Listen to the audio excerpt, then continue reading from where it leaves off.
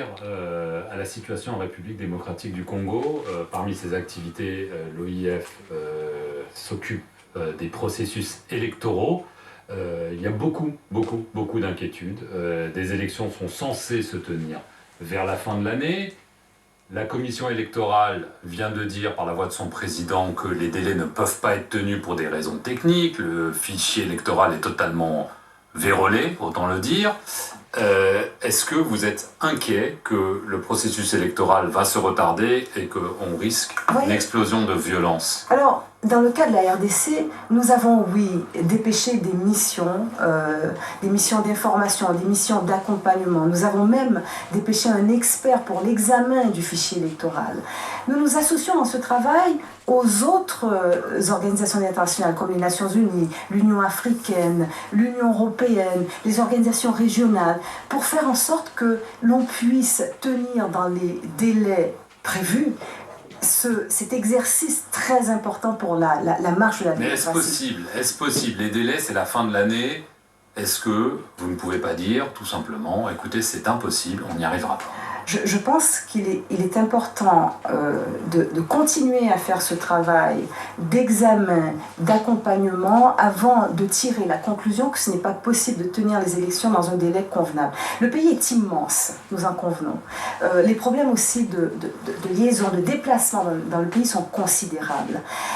Je dirais que la poussée démographique aussi dans le pays constitue un défi, parce qu'il faut s'assurer que les électeurs en âge de voter soient bien inscrits.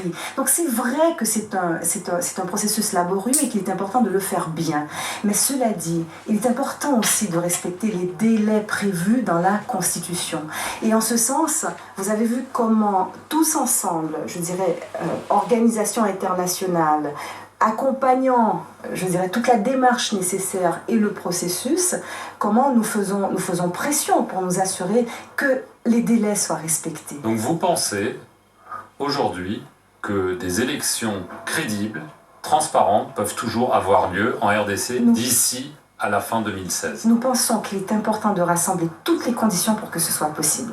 Et d'où l'insistance pour nous, et nous avons déjà commencé à déployer aussi des ressources en ce sens, d'accompagner tout ce qu'il reste encore à voir pour un fichier électoral fiable, qui est l'instrument décisif de la bonne tenue d'une élection et de la crédibilité des résultats, qui est l'instrument aussi décisif dès lors que dans la constitution de ce fichier électoral, nous le faisons de manière consensuelle, inclusive, pour que tous s'entendent. Donc ça permet de désamorcer aussi des tensions. Mais si jamais d'ici quelques semaines, vous pensez qu'un fichier électoral crédible n'est pas possible dans les délais impartis, est-ce que vous ne pensez pas qu'il faudra dire on retarde un petit peu les élections pour qu'elles soient crédibles? Encore faut-il que nous complétions, je pense, cette démarche, je dirais, d'évaluation et d'examen de tous les outils nécessaires pour bien mener ces élections. Je pense que le travail est à poursuivre, il faut le poursuivre. D'autre part, il y a aussi toute l'importance de nous assurer d'un dialogue national également, inclusif, et nous sommes vraiment à pied d'œuvre. C'est un travail de tous les instants, parce que pour ce pays, cela est tellement déterminant.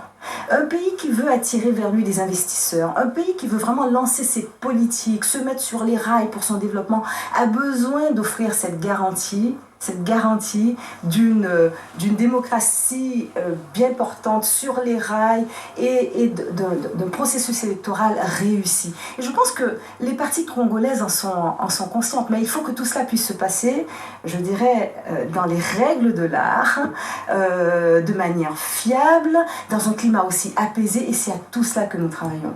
Merci beaucoup, Michaël Jean, d'être venu sur le plateau de France 24.